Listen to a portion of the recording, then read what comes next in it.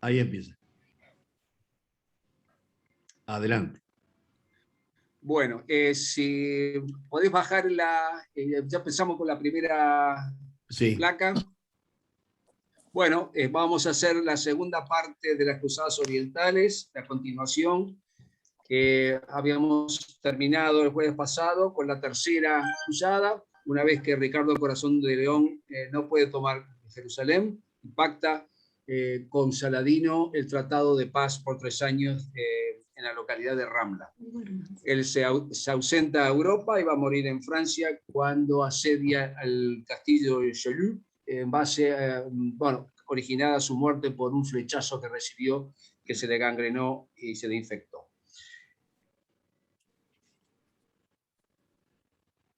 A los 6 meses de todo eso, también mueren, y más conocidos hasta ahora, que son Ricardo Corazón de León y Saladino, los mueren relativamente, digamos, próximos unos de otros. Bueno, vamos a ver ahora entonces la cuarta cruzada, la quinta, la sexta, la séptima, la octava y novena, porque ahí hay una discusión si la novena es realmente una cruzada independiente de la octava o una mera prolongación de la octava.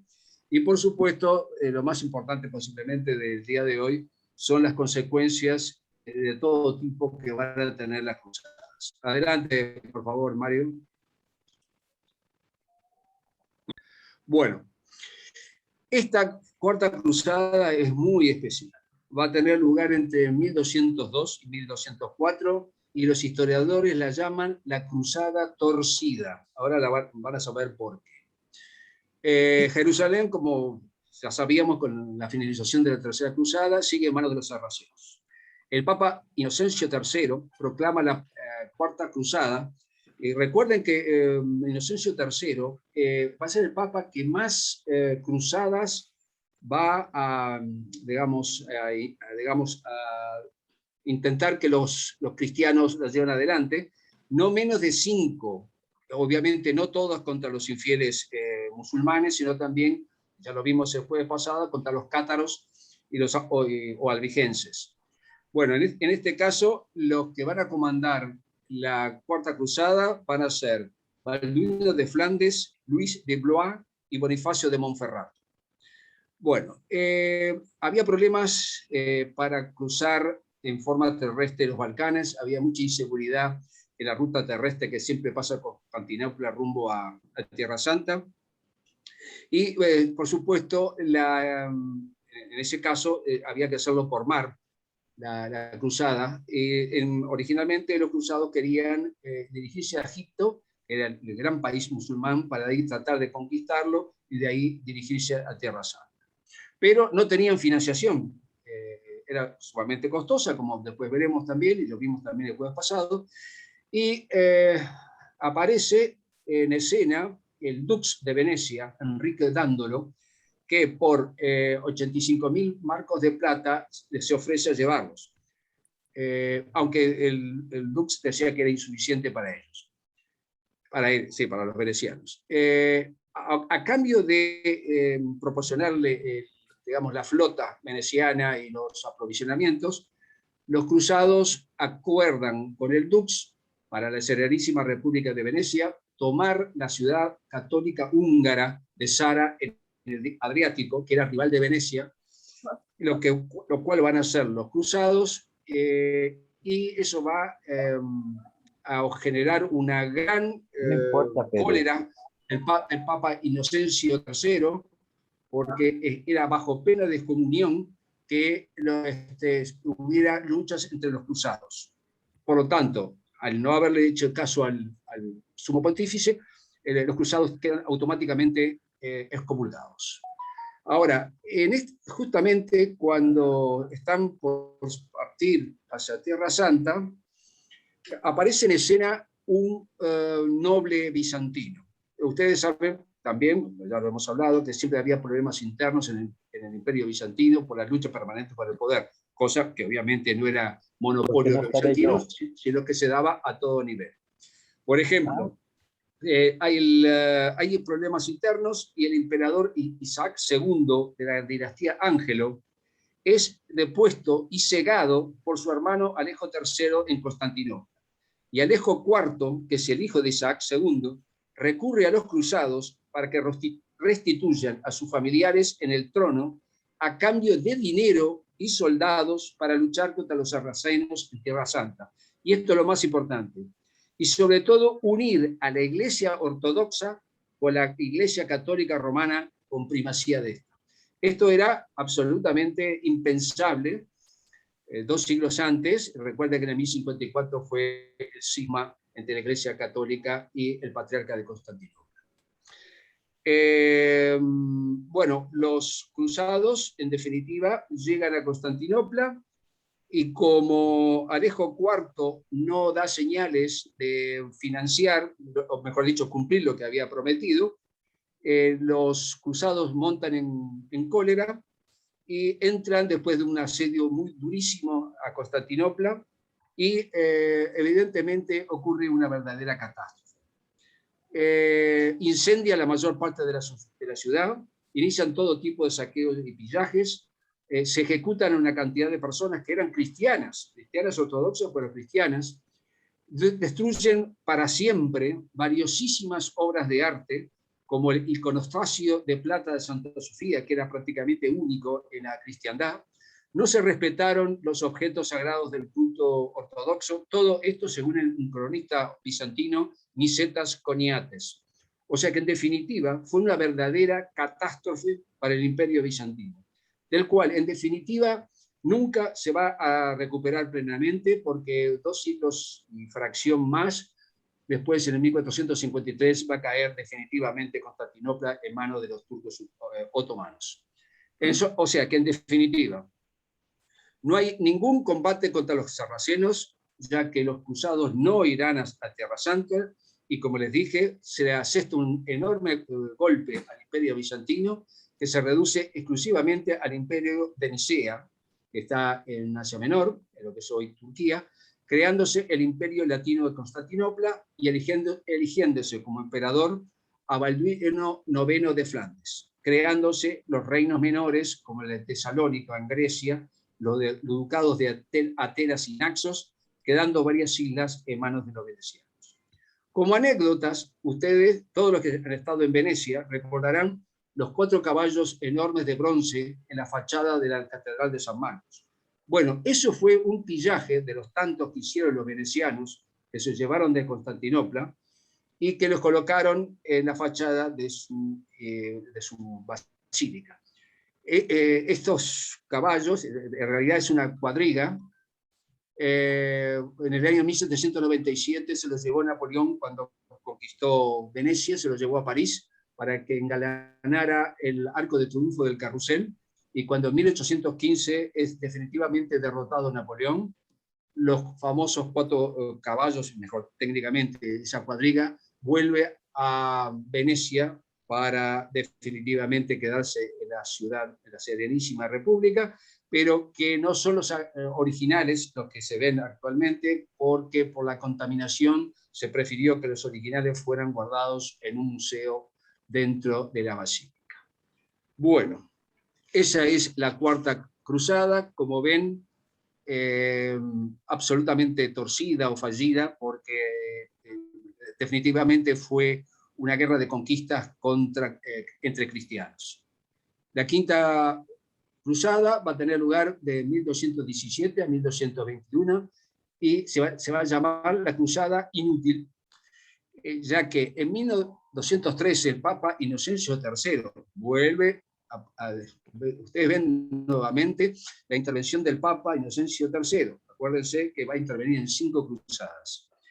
El Papa Inocencio III va a emitir la bula Quia Maior y en 1215 la bula Ad Liberandam. Y esta cruzada será dirigida por el rey Andrés II de Hungría de Austria. Luego, en 1218, se unieron a dicha cruzada Guillermo I de Holanda y Oliver de Colonia. Realizaron, miren, como les dijimos el jueves pasado, las alianzas que se establecían fundamentalmente de musulmanes con los cristianos para combatirse entre los mismos musulmanes. Por ejemplo, los cristianos los cruzados de la quinta cruzada hicieron una alianza con los que habían sido sus enemigos mortales, con los turcos selyúcidas, del sultanato de Rum, en Turquía, para que estos atacaran a los árabes aibíes en Siria, mientras que los cruzados atacaban Egipto, porque nuevamente los cruzados estimaban que siempre Egipto era un poco la clave de la entrada a Tierra Santa.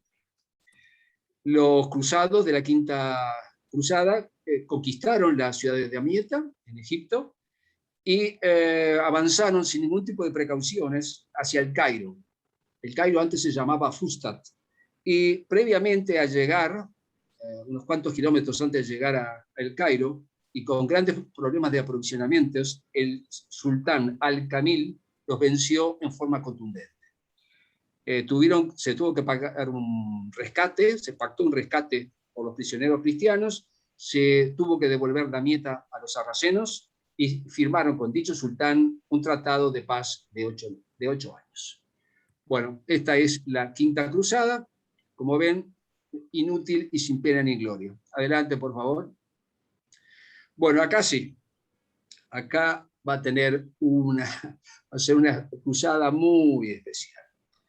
La Sexta Cruzada, que va a tener lugar de 1228 a 1229, y va a ser la cruzada del rey de Sicilia, luego rey de Jerusalén, y emperador nada menos del Sacro Imperio Romano Germánico, Federico II Hohenstaufen.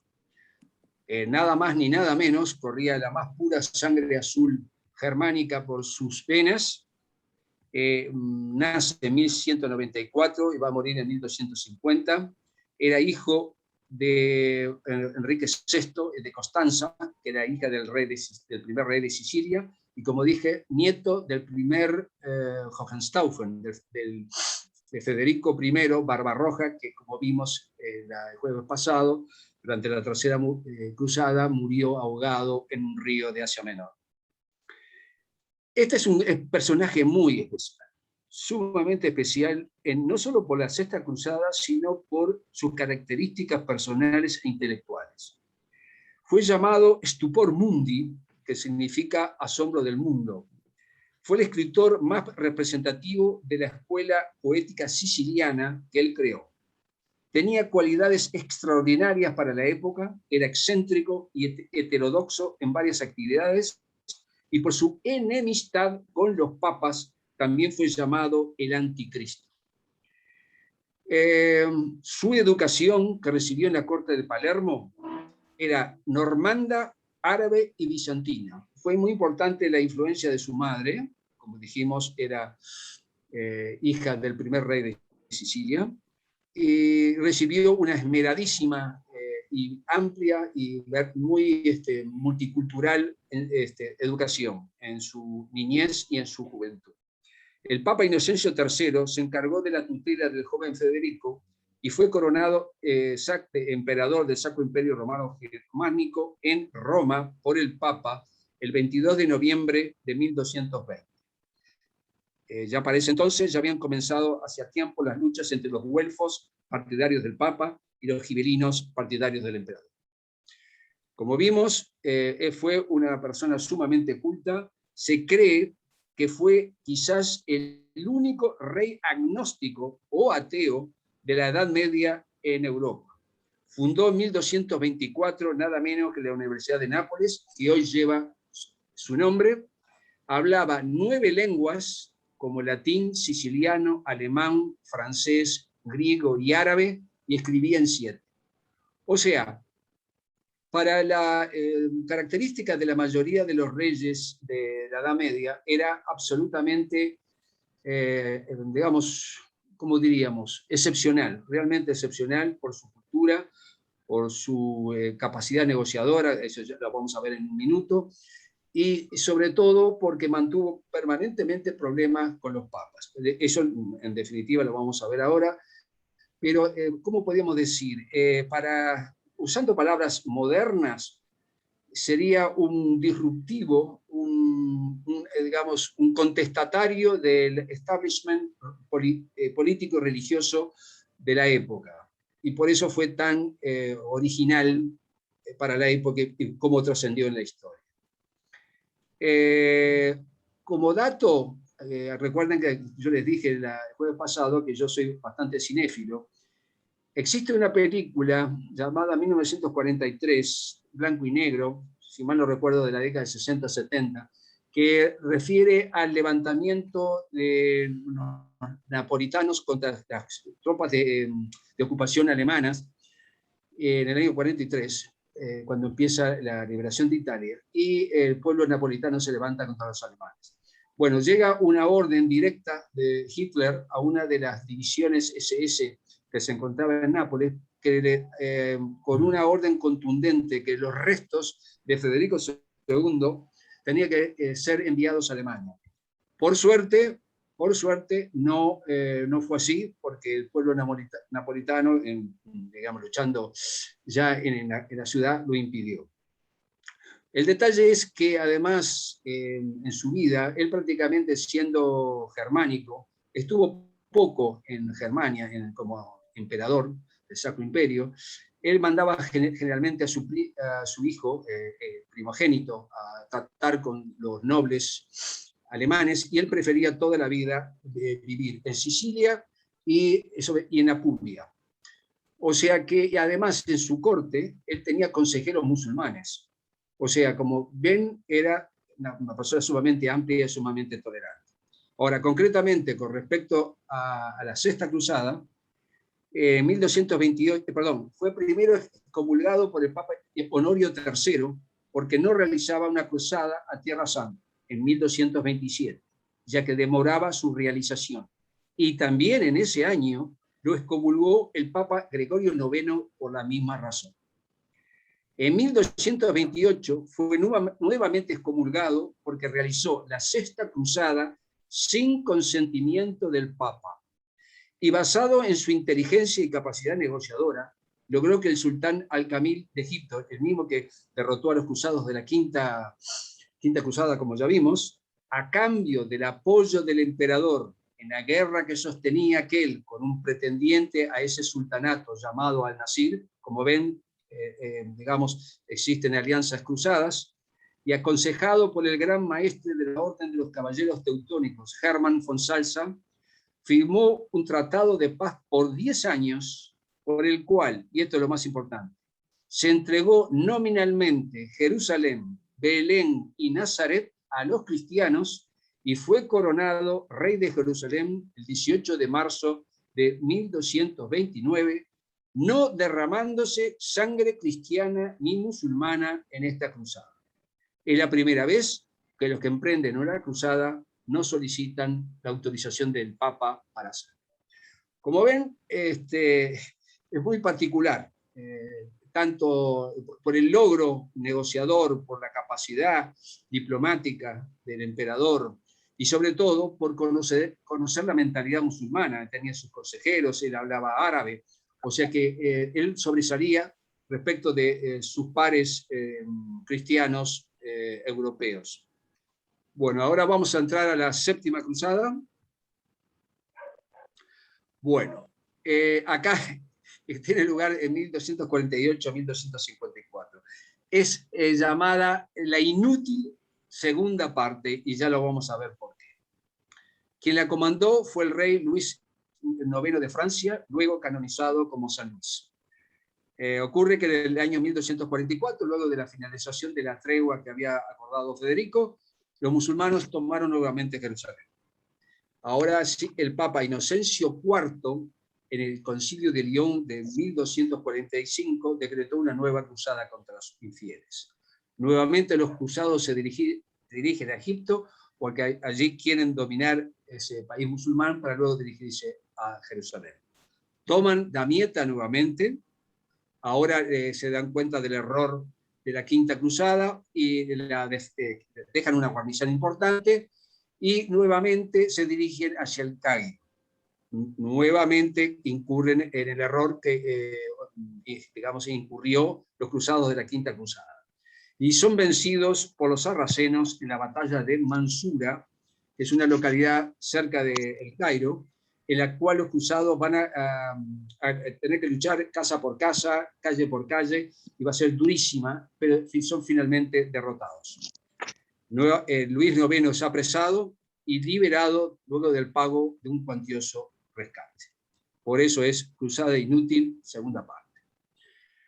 Bueno, la octava es de 1270. Va a ser dirigida nuevamente por el rey Luis IX, San Luis, con un gran ejército integrado por sus hijos, varios de sus hijos, sus familiares y la élite de la nobleza francesa. En lugar de dirigirse a Egipto, se dirige a Túnez, a la cual pretendía cristianizar. Pero el emir tunecino no quiere convertirse bajo ningún concepto al cristianismo y plantea combate a los cruzados. La cruzada fracasa, ya que aparece en escena la peste que mata a San Luis y a muchísimos integrantes del ejército cruzado, por lo que el resto, digamos, del ejército cruzado francés, que no fue diezmado por la peste, inicia los preparativos para volver a Europa. Como ven, realmente una catástrofe. Y la novena, como dijimos, está en discusión si es una prolongación de la octava. Por eso mismo decía que varios historiadores estiman que es una continuación de la anterior. Va a ser realizada por el príncipe Eduardo de Inglaterra, el futuro rey Eduardo I, Longshank. Si ustedes recuerdan la película Corazón Valiente, la de Mel Gibson, es el sanguinario y duro rey Eduardo I Longshank, ese que aparece en la película, que va a ser el gran enemigo de William Wallace. Bueno, el príncipe Eduardo llega tarde a Túnez para ayudar en la toma de dicha ciudad, ya que, como vimos, el rey San Luis había fallecido y el rey y el ejército francés iniciaba su vuelta a Europa. Él, con su contingente inglés, se dirigió primero a Chipre, luego a San Juan de Acre, combatió contra los mamelucos de Egipto, que estaban comandados por el sultán Baibars, finalmente firma una paz con este y se retira a Europa porque había llegado noticias de que su padre, el rey, había fallecido y en forma muy urgente debía volver a Inglaterra para hacerse cargo de la corona.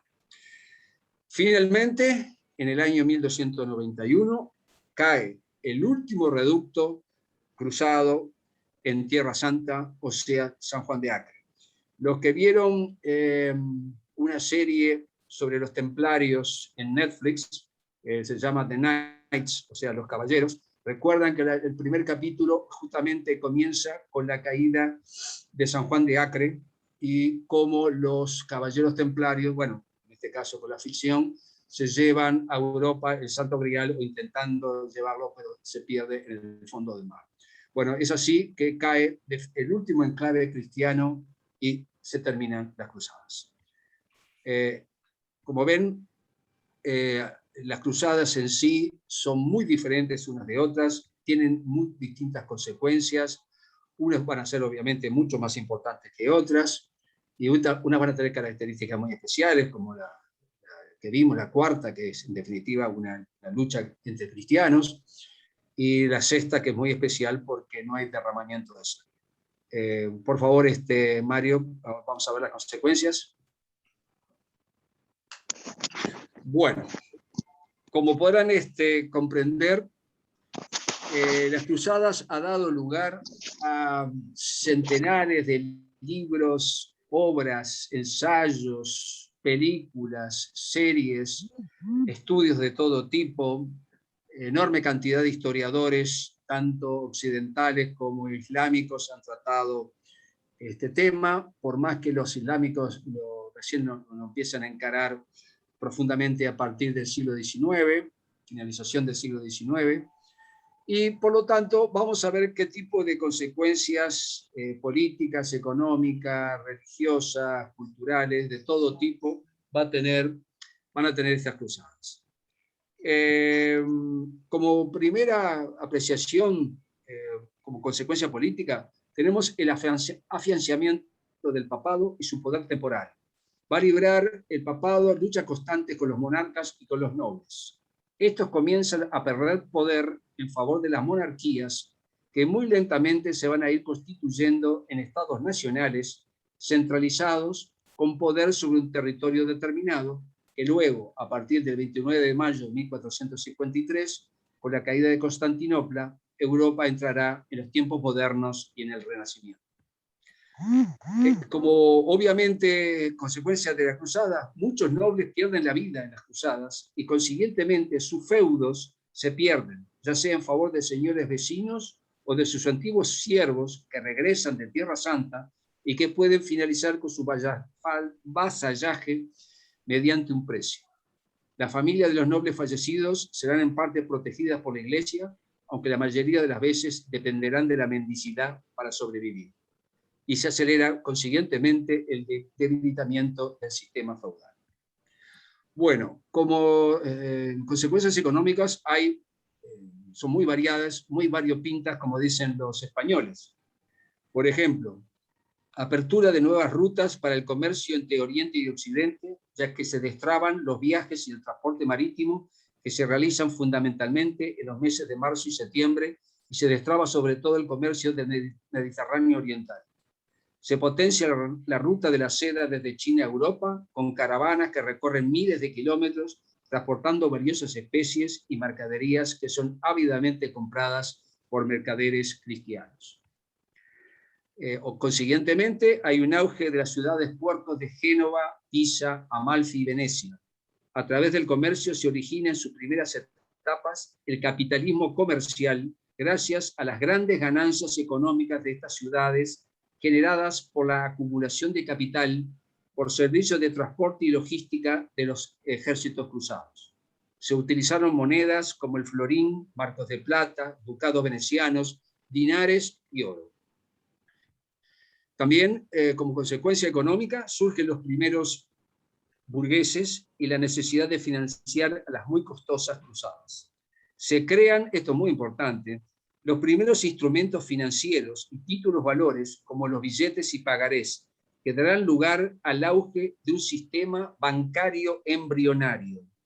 En este aspecto, los templarios y su red financiera les dará un inmenso poder, que una vez que se retiren de Tierra Santa y vuelvan a Europa, generará la envidia y la codicia del rey francés Felipe IV, que a través de su gran influencia sobre el Papa francés Clemente V, logrará condenarlos a morir en la hoguera en abril de 1307 y quedarse con una parte importante de sus riquezas. Desde el punto de vista económico también debemos recordar que el equipamiento militar de un cruzado equivalía a 4 años de ingresos para proveerse de las armas y sobre todo de los caballos. La Iglesia se suponía que protegería a las tierras y a las familias de los cruzados, pero eso lamentablemente muchas veces no ocurría. También la Iglesia acabó justificando la legitimidad del botín, entendido como el salario justo que se pagaba a los cruzados, pero que no deberían extenderse en este aspecto porque la codicia excesiva era penada por Dios. Los puertos de Jaffa y Cesarea se convirtieron en importantes centros comerciales y de intercambio de mercaderías. Los barcos llegaban repletos de lana, telas y metales que se cambiaban por azúcar, seda y especies. Acá vemos que el interés económico se impuso al religioso. Hubo muchos viajeros de uno y otro lado que viajaban sin interferencias, por más que hubiera luchas encarnizadas entre sarracenos y cruzados, especialmente cuando existían treguas, ya que en 2 siglos de cruzadas hubo muchos periodos de paz entre los beligerantes. Las cruzadas sirvieron para activar la economía de los territorios islámicos y, como ejemplo, los venecianos vendían a los sarracenos materiales para construir torres de asalto para asediar a sus hermanos cruzados. Como ven, el interés económico privaba mucho sobre el religioso. En cuanto a los aspectos espirituales, bueno, como dijimos en la primera charla, el jueves pasado, hay que ponerse un poco en la piel, en la mente, en los sentimientos, en los afectos de aquellos cruzados que, sabiendo que corrían un riesgo de vida, el porcentaje era altísimo en materia de mortandad y de heridas incapacitantes por el resto de la vida. Digamos, era muy importante para aquellos que tenían la suerte de volver a sus lugares, a sus feudos, sus lugares de origen en Europa, ¿qué tipo de cosmovisión traían de Tierra Santa? Ese es un tema de especulación que yo estoy planteando más que nada, porque acuérdense de que los mismos nobles y los siervos que digamos, integraron las cruzadas, cuando vieron, digamos, que estaban combatiendo contra seres humanos que no eran los demonios que se le habían dicho, que esos infieles eran excelentes guerreros, tenían un arte militar a veces superior al de los cruzados, tenían costumbres muy raras para los cruzados, pero por ejemplo tenían ciudades generalmente mejor ordenadas y más limpias que las europeas. Bueno, todo eso, evidentemente yo supongo que en una minoría de ellos, cuando volvieron a Europa, reitero, esta es una especulación mía nada más, se tiene que haber planteado, cuestionado, digamos, digamos, la enseñanza fundamentalmente religiosa que recibieron durante su vida. También, obviamente, hubo un legado muy importante para los musulmanes, porque de ese contraste permanente de dos siglos de cruzadas, ellos también consideraban, por ejemplo, a los cruzados como bárbaros, como invasores de su tierra, que la estaban defendiendo a través de la yihad.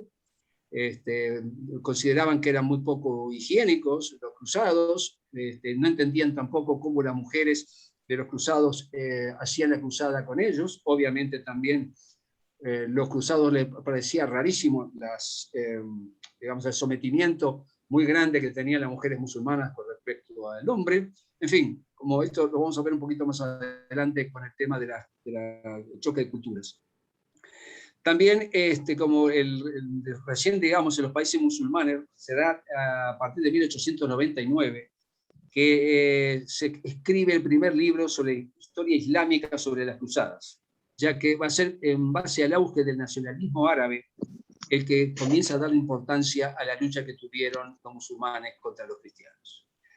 Obviamente, desde el punto de vista cultural, pasando ya a otro nivel, los musulmanes, fundamentalmente los árabes, pero no solo los árabes, van a ser conservadores de muchos manuscritos y de obras de pensadores griegos clásicos como Aristóteles y Platón, no porque Aristóteles y Platón no se conocieran en el occidente cristiano, pero va a ser a través de traducciones árabes que también van a llegar esa información a Europa.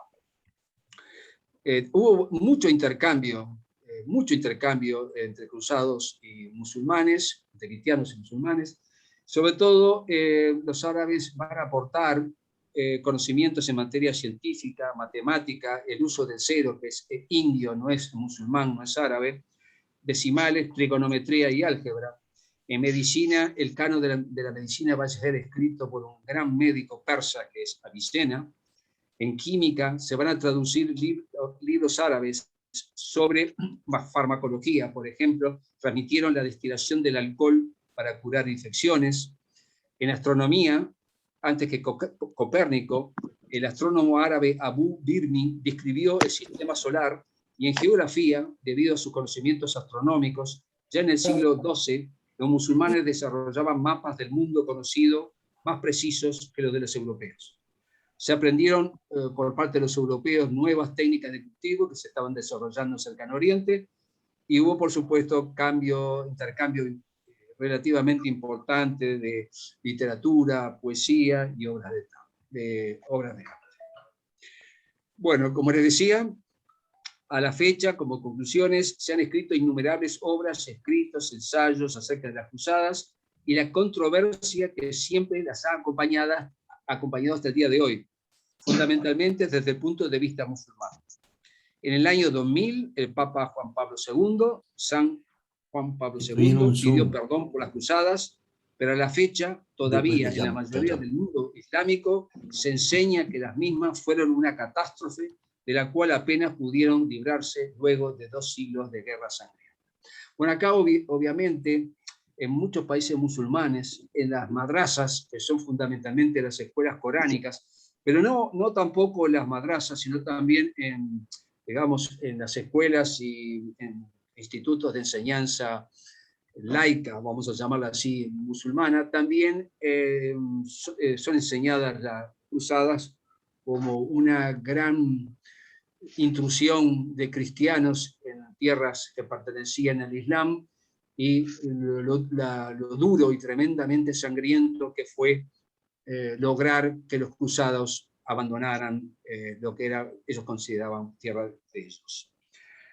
Hay como ustedes saben, hay una enorme cantidad de historiadores que han trabajado con el tema de las cruzadas y digamos, es interesante una tesis de un historiador inglés de Oxford, Thomas Asbridge, que escribió el libro Las Cruzadas, una nueva historia de la guerra por Tierra Santa, que trae el concepto de guerra santa y concepto de obtener recompensas espirituales por cumplir objetivos de guerra. Él plantea esta hipótesis controversial. No hay suficientes pruebas que demuestren que los musulmanes estuvieron persiguiendo a los cristianos. Para él fue un ataque del occidente cristiano y no de defensa, y afirma que las cruzadas fueron una necesidad de ese occidente cristiano. Para él la religión no le ha dado paz a la humanidad, sino al contrario. Bueno, obviamente es la opinión de este historiador, mucho, por eso mismo dije que era controversial y que hay muchos historiadores que no están de acuerdo. Para ir finalizando, traigo a colación el libro de Choque de Civilizaciones de Samuel Huntington. Como ustedes saben, digamos, Huntington trae en su libro, muy famoso, que existen, digamos, luchas y disputas permanentes entre lo que él llama civilización occidental de base judeo-cristiana, la islámica, la cínica, con S, no con C, cínica por China, que comprende prácticamente todo el Asia, y la India. Trae algo respecto a América, prácticamente son las primeras cuatro, la más importante.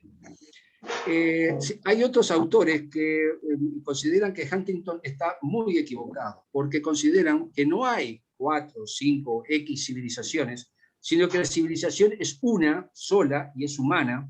Lo que sí tratan muchos tratadistas, profesores, historiadores, es el choque de culturas dentro de una misma sociedad o dentro de distintos países. Esto lo estamos viendo hoy en día permanentemente en Europa, en Estados Unidos, en el este de Asia, pero sobre todo en Europa a través de la migración musulmana y los choques muy reiterados. No estoy hablando solo del terrorismo, sino del problema de asimilación que tienen millones de personas de confesión musulmana para poder adaptarse al modo digamos, de vida occidental, digamos, al respeto de la mujer, en la democracia, los derechos humanos y una serie de cosas.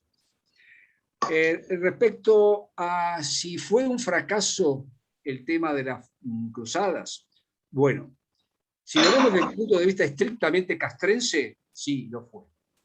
Pero tenemos que tener en cuenta lo siguiente, que los cruzados, en comparación desde el punto de vista numérico con los musulmanes, eran infinitamente inferiores en número y pudieron soportar el asedio permanente de los enclaves, ya sea, como vimos, Edesa, Antioquía, Trípoli,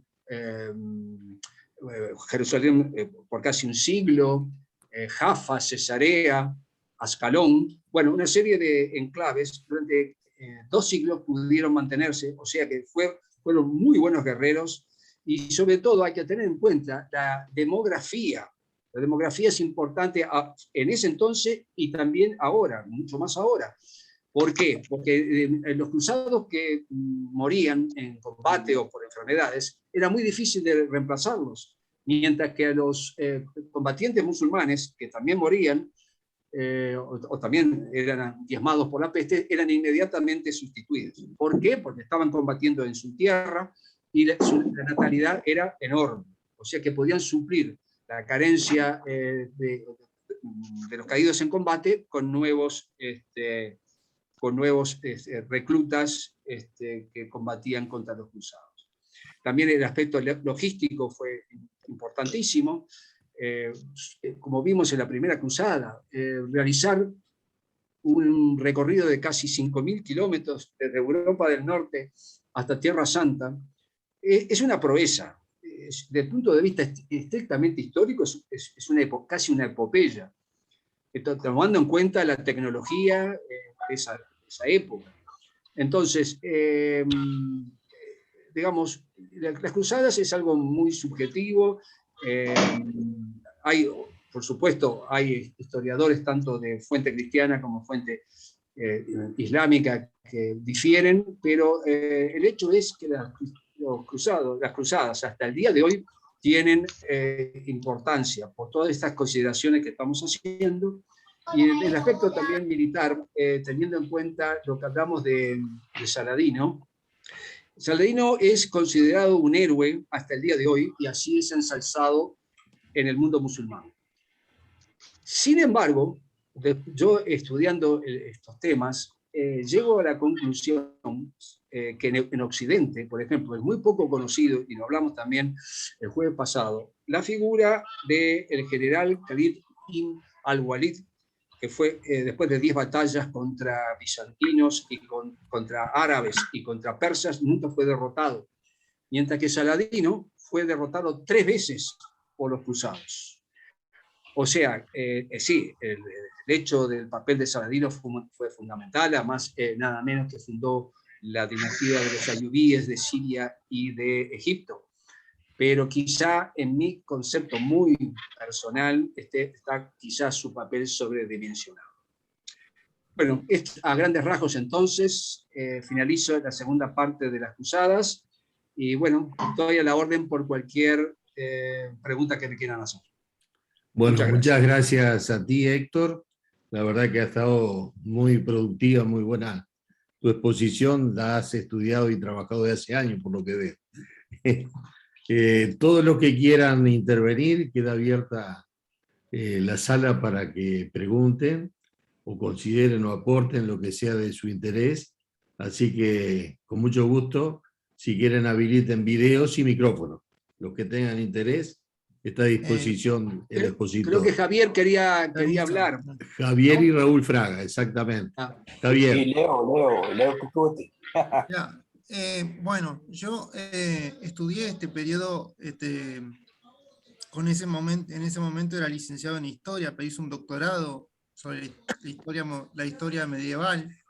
Era una especialista hice un doctorado en Buenos Aires en Historia, y nos habló justamente de estas cruzadas, que son muy discutidas, porque en principio lo que se supone es que la Iglesia trató siempre de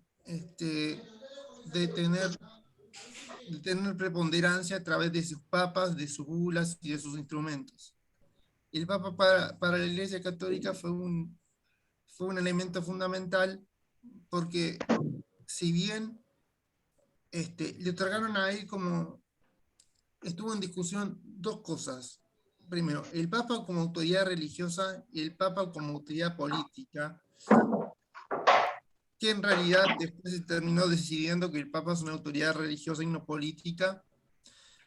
Y lo que generalmente pasaba con los feudos que citó el expositor es que los padres de los futuros eclesiásticos, que no son los eclesiásticos comunes, digamos, no son los curas ni los sacerdotes, eran gente común que el Papa le pagaba al Papa el permiso para que el hijo asumiera esa abadía o ese lugar. Entonces el hijo, que no tenía ningún tipo de formación religiosa, controlaba ese feudo o ese lugar. Y a medida que se fueron dando estas cosas, fueron abarcando más lugares, o sea, más terreno, cuando se iban, ¿no? Entonces, la conclusión a la cual se llega es que el Papa se le cuestionó mucho de parte de la Iglesia Católica su intervención política en este tema y su falta de conducción religiosa en este momento. Incluso los historiadores están en duda, se ha escrito muchas cosas, los musulmanes directamente se han hecho por un lado, porque cuando el imperio bizantino, no sé si cuando los dos imperios bizantinos terminan cayendo en manos de musulmanes, y Constantinopla, en 1453. 1453, gracias, cae en manos de Constantino I, si no me equivoco. Es el rey que es el iniciador de lo que se llama el Imperio Otomano, que es nada más y nada menos que la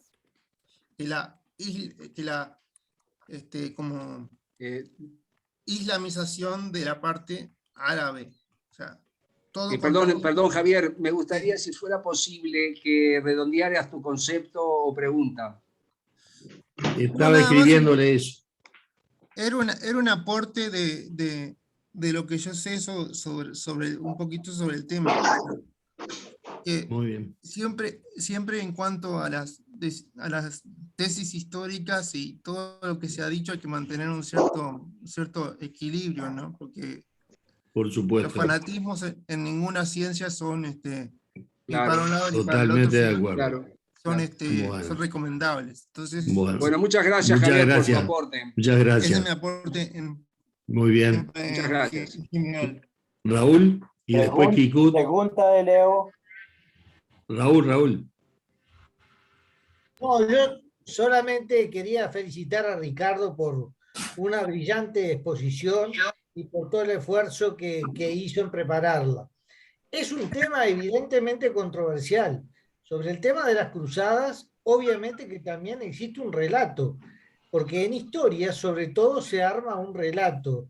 Y en este momento hay obviamente un interés en Europa y fundamentalmente además pago por organizaciones que lo tienen claramente definido, un interés muy grande por el desprestigio de la Iglesia Católica, que no solamente pasa por el tema de las cruzadas, sino que va a pasar cuando yo dé el tema de la leyenda negra española, se va a ver de dónde viene, de dónde proviene y cómo llega ese relato al día de hoy. Hoy nosotros vivimos relatos referidos a nuestra propia historia.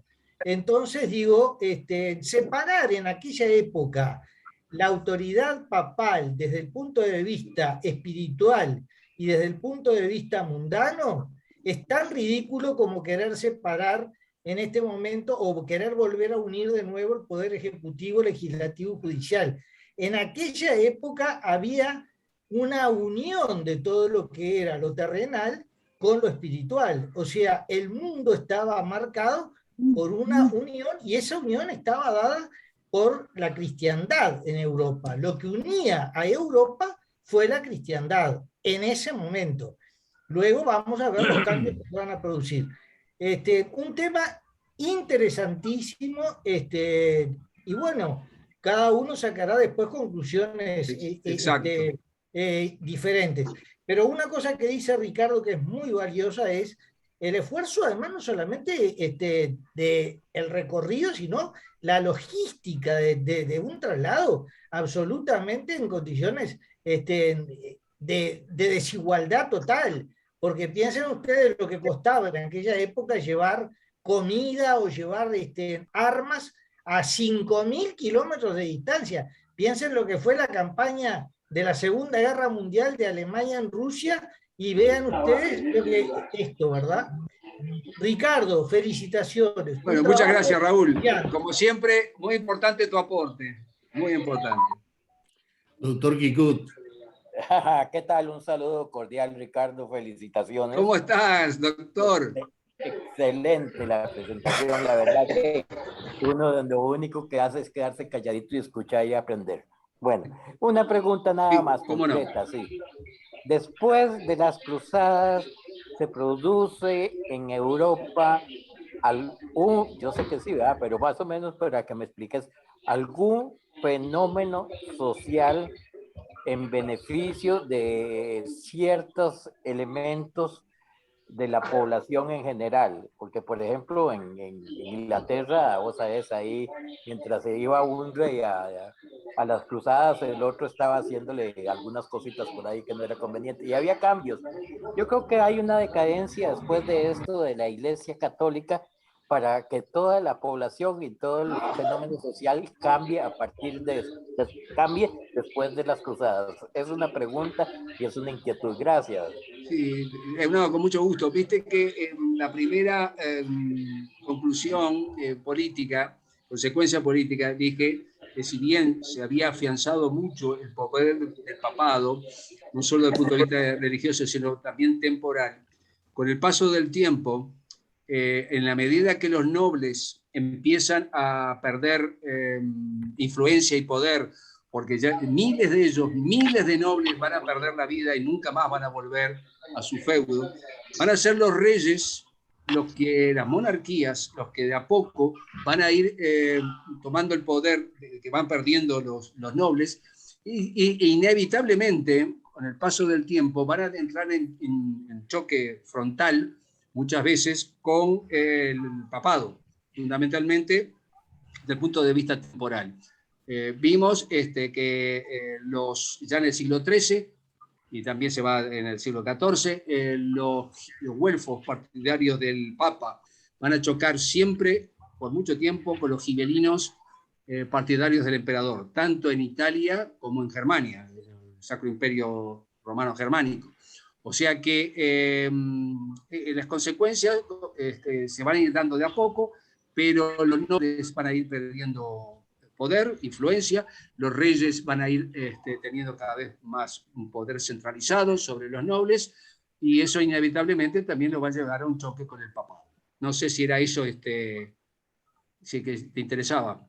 Sí, sí, sí, muchas gracias, te agradezco mucho porque sí, yo sé que hay un cambio social muy evidente Claro. a partir después de Claro. las monarquías y todo eso. Bueno, muchas gracias, te agradezco y también, mucho. Y también es el tema de la limpieza del nacimiento de la burguesía, que va a ser muy importante siglos más adelante. Perfecto, gracias. No, con mucho gusto. ¿Alguien más que quiera hacer algún aporte, alguna pregunta? Con mucho gusto. No sé, Viviana, el mismo Gustavo. En fin, cualquier otro de los presentes que tenga interés. Nada. Juan, ¿quieres hacer algún comentario? Ackerman.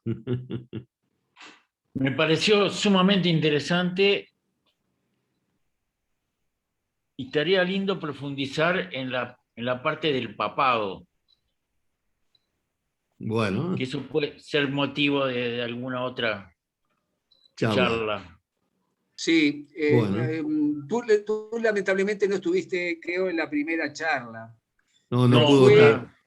Hoy viste que hice especial hincapié en la figura del Papa Inocencio III, que nada menos promovió 5 cruzadas, un récord absoluto, incluida también la cruzada contra los llamados herejes cátaros y albigenses.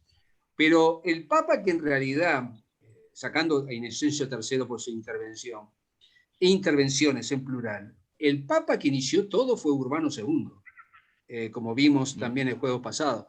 O sea que yo no sé si era el personaje, digamos, no solo por digamos, en su aspecto religioso, sino fundamentalmente político, a través de su oratoria, de su carisma, era el hombre adecuado en el momento adecuado para iniciar las cruzadas.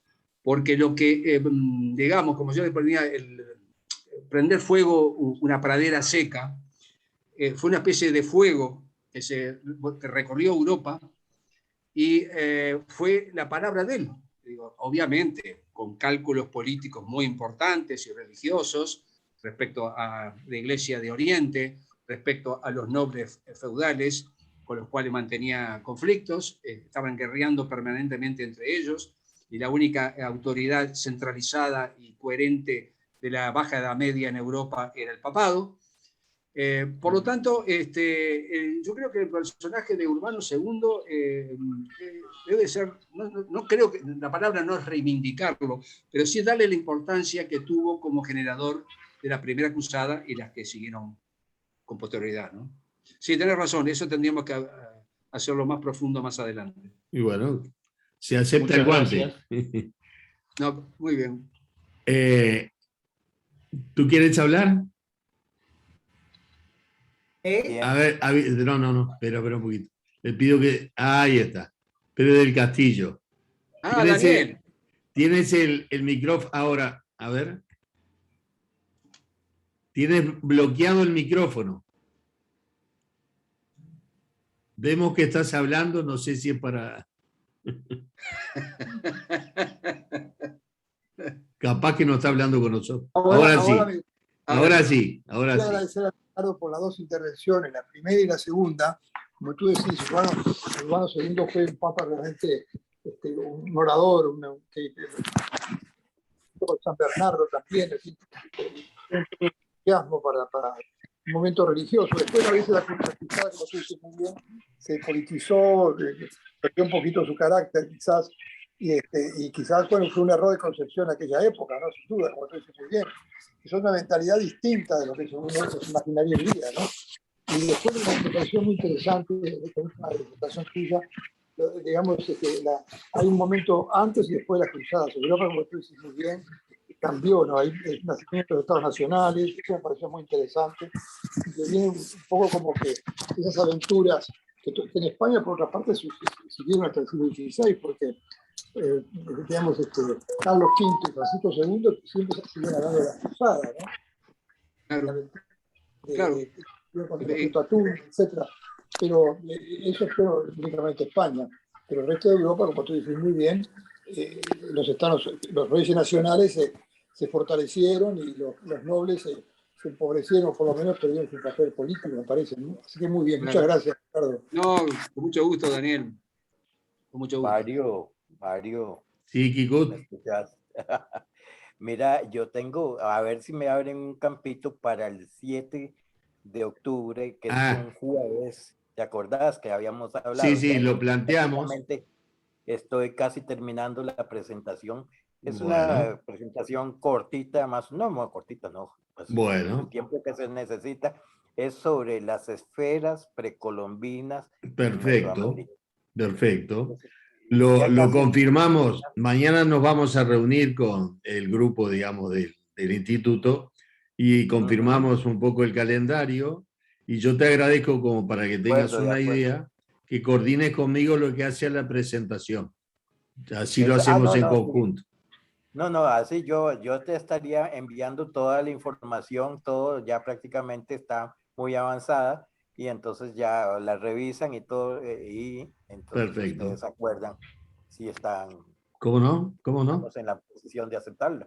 Pero es bastante interesante porque en pocos lados hay esferas de piedra de ese tipo y características. Entonces sería bueno porque me han preguntado en diferentes países sobre las mismas, entonces es bueno. Ok, bueno, muchas gracias, no les robo más tiempo, un fuerte abrazo para todos, gracias por su atención y felicitaciones al expositor. Gracias, muy amable. Y saludos a Costa Rica. Exacto. Gracias, a los ticos. A los ticos. A los ticos. Pura vida. Pura vida, es cierto. Yo tuve en una excursión en Europa con los costarricenses que decían pura vida. Ese es el lema y el despido y el saludo, pura vida. Así que pura vida para ustedes. Buena suerte. Igualmente. Si alguien más quisiera hacer alguna intervención, con mucho gusto. De lo contrario, si no, iríamos cerrando. Sí. Bueno, no sé si alguien más quiere aportar algo. Y bueno, y si no, ponemos punto final, agradeciéndole a todos la asistencia, las preguntas, los aportes y sobre todo el trabajo magnífico que hizo Mario como nuestro administrador, como siempre. Así que realmente te agradezco mucho y reitero el agradecimiento a todos los asistentes. Muchísimas gracias y un gusto a la participación de Sí. todos. Viviana, Carol, Rodrigo, Ulises, Gustavo, Eduardo, José, Díaz Vecino. Bueno, estoy leyendo las carteleras aquí. Raúl, Marín, Esa, Prisa. Bueno, Kikut, Ángel Rubo, que está amablemente a mi invitación. A ver, Ángel, mostrate, Sí, aparece en pantalla, así te conocen. ¿me escuchan a mí? Sí, te Sí. escuchamos, te escuchamos. Es que no sé manejar bien el Bueno, pero celular. ahora vemos tu escritorio y el piso. Así que solo rotá la cámara y te vamos a ver a ti. Qué Es buenos zapatos. un muchachos. querido amigo ingeniero químico que está colaborando con nosotros en otra actividad, entre otras tantas, también en Yo relación a... lo que le quiero preguntar al expositor, que veo que sabe un montón, y es una satisfacción escucharlo, es en la medida en que él llega a los tiempos nuestros, ¿cómo ha incidido todo eso en el conflicto árabe-israelí y en la disputa de Jerusalén, en definitiva, ¿no? Bueno, sí, es un tanto complejo para sintetizarlo en pocos minutos, pero... No, en otra charla, en otra charla. Sí, por supuesto. Bueno, claro, digamos, esta charla estaba más que nada enfocada al conflicto cristiano-musulmán. Claro, con el nacimiento en el año 1948 del Estado de Israel y la guerra que inmediatamente tiene que sostener Israel por su supervivencia, Jerusalén, que estaba bajo el mandato, igual que toda Palestina, bajo el mandato británico. Al retirarse los británicos, ejércitos árabes atacan Israel y la parte oriental de Jerusalén se queda en manos de los jordanos hasta la guerra de los 6 días de 1967. No sé si sería conveniente en este momento hablar del conflicto, pero sí, obviamente. Jerusalén es, como dijimos en la primera charla, es la ciudad sagrada de 3 religiones. Los judíos, obviamente, con su primer templo de Salomón, el segundo templo de Herodes, destruido por el emperador Tito en el año 70 de la era cristiana. El primero fue destruido, el de Salomón, por el babilonio Nabucodonosor. Y obviamente, para los cristianos, nada menos que el Santo Sepulcro y todos los lugares sagrados para el cristianismo. Y también para los musulmanes, es la tercera ciudad sagrada, después de Medina y de la Meca, porque ahí está la mezquita de Al-Aqsa. Perdón, sí, está la mezquita de Al-Aqsa al lado del Domo de la Roca, en la explanada de las mezquitas, donde la tradición musulmana dice, nos enseña, que fue en el año 632 de la era cristiana que el profeta Mahoma ascendió a los cielos montado en su corcel Burak para encontrarse con Alá. Por lo tanto, van a ser las 3 religiones las que se han disputado a lo largo de los siglos, con suerte muy variada, Jerusalén. Esto da para una charla bastante larga y bastante profunda. Quería agregar, ingeniero, pero aparte de interesante planteo, un detalle que, profundizando con este tipo de temas, sobre todo desde el punto de vista militar, cómo la historia se vuelve a repetir. ¿En qué aspecto? Los italianos siempre hablaban de corsi e ricorsi, y la historia no es lineal y es cíclica. ¿Pero por qué digo esto? Porque fíjense, lo que hablamos hace un rato, transporte logístico, tanto terrestre, fundamentalmente terrestre y marítimo, casi de 5.000 kilómetros, llevando todo tipo de alimentos, armas, aprovisionamientos, para combatir en tierras totalmente ignotas, desconocidas, con un clima totalmente hostil, con poblaciones hostiles.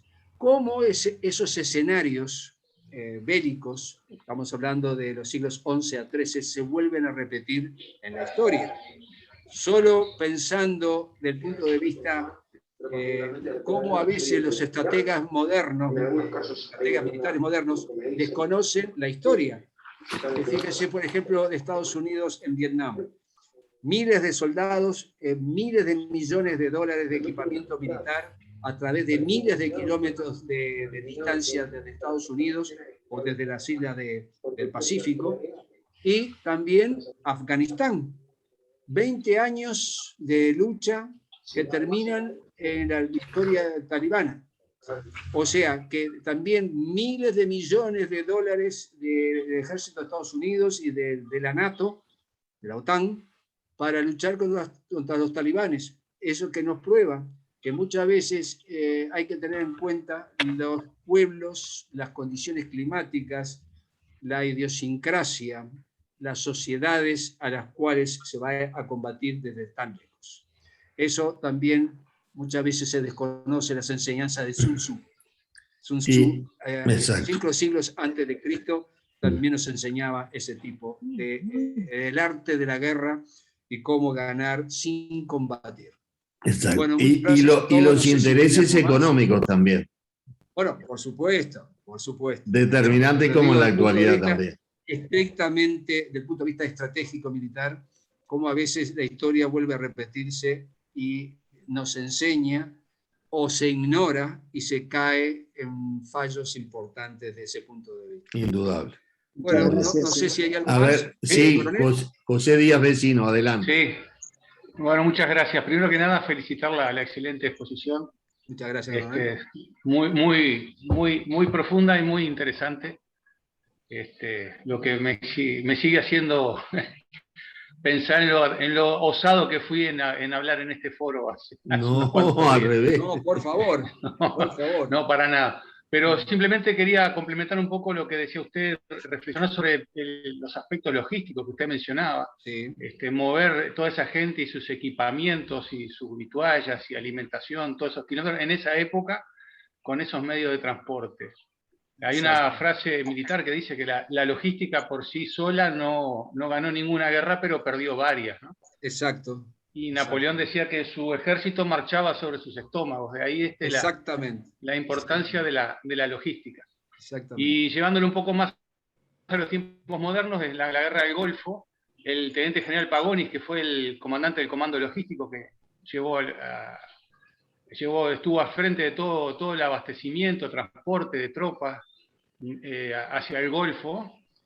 Terminada la guerra, pasó a retiro y terminó de gerente de logística de Walmart, o sea, para tener una pauta de la importancia de la logística en las operaciones militares. Y bueno, como en la misa los avisos parroquiales van al final, si me permiten, el Instituto de la Guardatrías acaba de sacar una gacetilla, complemento de su publicación anual, Armas y Letras, que después yo se la voy a pasar al doctor Fraga, al doctor Cabrera, por WhatsApp. Si ustedes entienden pertinente, compartirla con quienes ustedes quieran, los miembros del instituto o amigos, darle difusión a este trabajo que estamos incursionando también en esto de las nuevas tecnologías para hacer llegar nuestro mensaje referido a la historia de la cultura militar en Uruguay. Así que bueno, muchas gracias a todos. Va a ser bienvenido y adelantamos que se está preparando la web del instituto y siempre que medie la autorización vuestra se puede publicar también. La gacetilla es para compartirla. No hay Ahí problema está. ningún. Bueno, muchas gracias, coronel. Muchas gracias. Mario, bueno, creo que Raúl está Raúl está, sí. ¿Quieres hablar, Raúl? ¿Te parece mañana de tarde le vendría bien para hacer la reunión? Sí, Gustavo está escuchando. ¿A qué hora? Mario, no, Ricardo. Sí. No, quería hacer simplemente un par de comentarios que me habían quedado. Sí. El primero, que evidentemente el mundo musulmán también había empezado a expandirse hacia Europa antes de las cruzadas. Sí. En el 711 cae la península ibérica, el reino visigodo. Sí. Quiere decir que evidentemente habría que analizar también qué influencia tuvieron las cruzadas desde el punto de vista de haber desalentado porque los musulmanes, tal vez de no haber tenido que enfrentar a las cruzadas, hubieran continuado su pasaje hacia Europa a través de los Pirineos. Es solo una hipótesis, pero creo que evidentemente es un fenómeno que se pudo haber dado. Y el segundo fenómeno que me gustaría un poco recalcar es el hecho de que los musulmanes, desde el punto de vista de la forma de gobierno y demás, han mantenido esa teocracia hasta el día de hoy, mientras que Occidente ha superado ese tema. En la mayoría de los países islámicos no existe separación alguna entre lo religioso y lo político. Los imanes siguen teniendo un poder político muy grande. Y creo que el botín, como vamos a ver después, sigue siendo Europa. Yo creo que puede haber habido una pausa, pero creo que en definitiva, y no sé qué opinas tú, creo que en definitiva la idea sigue estando, ¿verdad? Claro, el tema es, de los dos temas, tomo el primero y después el segundo. El primero, claro, los musulmanes en el 711 vencen a los visigodos, al rey Rodrigo, en la batalla de Guadalete. Siguen de camino al norte, los derrota el rey Pelayo en Covadonga, pasan los Pirineos, y en octubre del 732, Carlos Martel los Montpellier. En Poitiers o Tours, porque hay dos Poitiers, entonces los franceses, en lugar de decir Poitiers, dicen Tours, en la ciudad de Tours, que está muy cerca. Y ahí se les paró. Ahora estamos hablando ahí del siglo VIII. Las cruzadas empiezan en el siglo XI. Sí. Siempre ha habido combates entre musulmanes y cristianos. Segundo, el mundo musulmán hay que tenerlo, hay que interpretarlo. Es decir, es muy variado, muy heterogéneo, profundamente heterogéneo, por más que está obviamente unificado en la UMA, o sea, en la comunidad de los creyentes. Pero, por ejemplo, ha habido gobiernos laicos, por ejemplo, los que estuvieron regidos por el partido Ba'ath, o sea, que es socialista, nacionalista y socialista, o como le quieran llamar, panárabe, a través de Nasser, por ejemplo, a través de los sirios, que han tenido permanentemente problemas con los fundamentalistas, en Egipto, por ejemplo, y en Siria, con los hermanos musulmanes. Y, por ejemplo, Saddam Hussein perseguía también a los fundamentalistas, fundamentalmente chiitas, que eran la mayoría de Irak. O sea que, en definitiva, hay profundas divergencias, y sobre todo en los que tuvieron un gobierno, que generalmente fueron todos dictaduras de partido único, pero por lo menos tenían en la enseñanza, era relativamente laica, a diferencia de otros, obviamente, fanáticos como Arabia Saudita, como Sudán, como la teocracia persa, etc. Pero hay una enorme heterogeneidad dentro del mundo musulmán, que lo tenemos que tener muy presente, porque a veces podemos caer en generalizaciones que a veces no son ajustadas a la realidad, ¿no? Eso es un poco mi pensamiento. Me parece muy bien. Sí. Compartimos. Bueno, ¿mañana a qué hora les parece? Raúl, ¿qué te parece? A la hora que ustedes dispongan. Yo tengo Gustavo, a ver, habilitar el micrófono. Oh, igual, él no tiene problema, ya me había dicho. Bueno, a la hora no que sé, digan ustedes. Y no sé, a las 4, a las 5. Bueno, a las 5. A las 5. A las 5, está. A la hora del té. Ahí está, a las 5. Bueno, a las 5. Muy bien. Agradecemos, No se quiere ir con duda. agradecemos a todos los presentes y los que ya tuvieron que darse de baja. Exacto, sí. De la reunión. Sí. Un abrazo muy grande. Ricardo. Sí, Carol. ¿Cómo estás? Felicitaciones. Muchas gracias. Yo quiero hacer una acotación Bueno. Para mí la religión, el Islam, es una religión perversa, porque se odian entre suníes, chiitas, wahabíes. No lo puedo entender. Se matan entre ellos como moscas. No, es una cosa que no me cuesta entenderla. Bueno, pero acordate que desde que murió el profeta, al no dejar herederos, ahí empezó el problema que hasta el día de hoy Sí, claro. el Islam no lo ha sabido resolver. Por eso hay luchas permanentes entre sunitas y chiitas. Y wahabíes y entre todos. Sí, hay de todo dentro de... Pero no, chiita, es bastante incomprensible como religión que teniendo, digamos, teniendo al profeta Mahoma en fin, como su Dios, su referente. El profeta, el último profeta para ellos. Sí, bueno, pero digo, es bastante, en el siglo XXI, lo ves en la mayoría de los países musulmanes, ¿no? Sí, pero mirá que hay por eso me ratifico que hay una gran diferencia dentro de los países musulmanes o respecto uno de otros, ¿no? A veces no podés comparar.